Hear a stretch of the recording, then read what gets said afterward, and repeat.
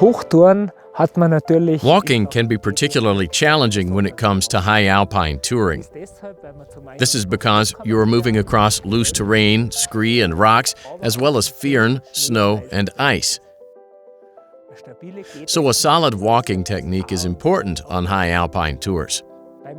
When you set out on a high alpine tour, you have to be careful that your steps aren't too big.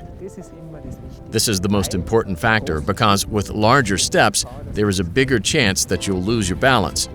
So in general, always take small steps and shift your weight slowly. In softer snow or on softened firn where your footing feels secure, crampons are not essential. You can move more efficiently without them, and there is less risk of injury. However, it is still possible you could slip. In rocky terrain or areas without distinct paths, you should maximize traction by putting the soles of your boots as flat as possible on the ground in order to enable the tread of the soles to grip as much as possible.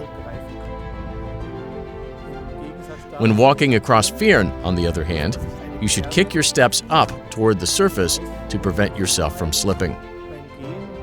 The walking technique used in these situations involves a kind of scythe-like movement. Each step is made by swinging the foot in an arc and cutting a groove into the snow, thereby reducing the chance of slipping.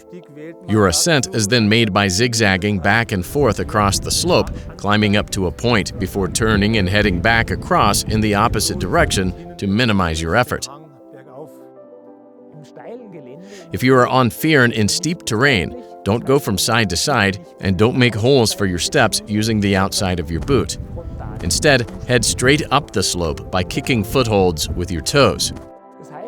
By making firm, deliberate movements from the knee, the front of your boot will dig into the firn, cutting steps that are deep enough to climb safely upwards.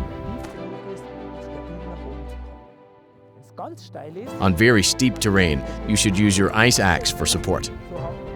This provides an additional support and will also help with balance.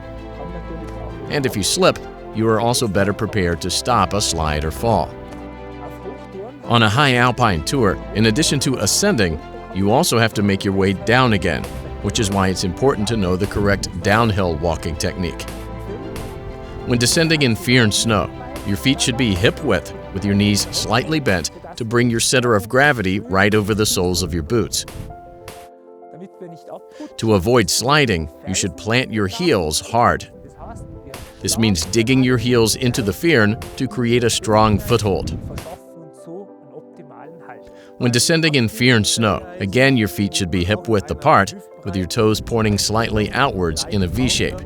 With your ice axe in one hand, you should descend using the same 3 repeated movements. Place the ice axe, take 2 steps, ice axe, then 2 steps, and so on down the slope. On high alpine tours, you often have to deal with very slippery surfaces. This could be smooth rock or ice, or it can be firn. So it is extremely important that you only put weight on a foot when you are sure it will hold.